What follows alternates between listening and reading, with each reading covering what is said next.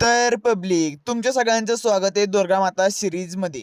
आज आपण आहे ना आमच्या गावातल्या व आमच्या गावाच्या आजूबाजूच्या सगळ्या दुर्गा मातांचे आणि त्यांच्या मंडळांचे दर्शन घेणार आहोत.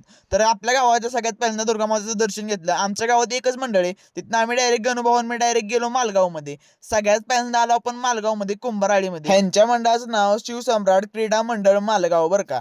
मंडळाचं डेकोरेशन मात्र टॉप होतं आणि डेकोरेशन म्हणायला गेलं तर देवीची मूर्ती पण खतरनाक होती. सुंदर अशी यांची मूर्ती आणि खूप मोठी पण मूर्ती होती. ह्या देवीचं दर्शन घेतलं आणि तिथनं पुढे गेलो आपण राजे दुर्गा उत्सव मंडळ मालगाव यांचं दर्शन घ्यायला बरं का. खरं मंडळ बंद होतं पण आपण आलो त्यामुळे कार्यकर्त्यांनी लगेच उघडलं. तेजस भाऊ कशी साफसफाई करत होते. अशा कार्यकर्त्यांची मंडळाला खरंच गरज आहे बरं का. टॉपचे यांची डेकोरेशन ह्यांची मूर्ती बरं का. यांचे दर्शन घेऊन आपण डायरेक्ट गेलो 1100 मध्ये.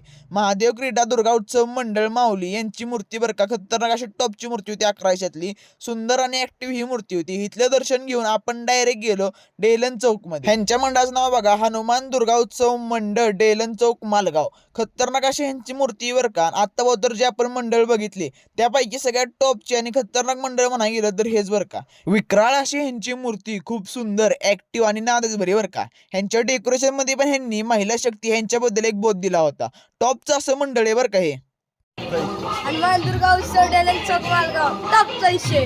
ती मूर्ती बघून भिंगरीत आपण पुढे मूर्ती बघायला गेलो बरं का. आता आपण चाललोय चंदनवंदन नगरीमध्ये मूर्ती बघायला. असल्या 11 विक्राळ रस्त्यातनं चाललेलो खतरे के खिलाडी बनून शेखर भाऊंची गाडी घेऊन आपण डायरेक्ट पोहोचलो यांच्या मंडळाचं दर्शन घ्यायला. यांच्या मंडळाचं नाव आहे दुर्गा माता मित्र मंडळ मालगाव. सुंदर आणि ऍक्टिव्ह अशी यांची मूर्ती बघून आपण चाललोय नाहेवाडीला. मग काय गाडीला स्टार्टर मारला आणि भिंगरीमध्ये आपण डायरेक्ट पोहोचलो नाहेवाडीमध्ये. नाहेवाडीमध्ये दुर्गा माताचं कोणतं मंडळ नाहीये कारण ह्यांच्या गावातच देवीचं मोठं मंदिर आहे. मग काय आपण डायरेक्ट आलो दर्शनासाठी. सुंदर अशी यांची देवी होती. देवीचं दर्शन घेतलं आणि आपण लगेच चाललो घरी. घरी चाललो होतो तर जाता आपल्याला मालगावचे आपले खास मित्र म्हणजे यादव भेटला. कार्यकर्त्याने हाक मारली त्यामुळे थोडा उशीर थांबलो. तेवढ्यात राणा पण आला. दोन्ही वाघांना पण आपल्या ब्लॉग मध्ये घेतलं. तिथनं तेवढ्यात पुढे जाणार तेवढ्यात मला एक माझं काम आठवलं. कारण मला धुवाय टाकलेल्या वाकळा न्यायच्या होत्या. एवढ्या मोठ्या वाकळा धुवायच्या मशनी बघितल्या. गण्याला म्हणलं आंघोळ नसली की तर डायरेक्ट मशनी घुस. आंघोळ करून डायरेक्ट बाहेर निघशील. वाकळा घेतल्या आणि गाडीला स्टार्टर मारून आम्ही गोळीगत पोहोचलो डायरेक्ट रावतवाडीमध्ये. रावतवाडीमधल्या पण देवीचं दर्शन घेतलं आणि आम्ही चाललो घरी बरं का.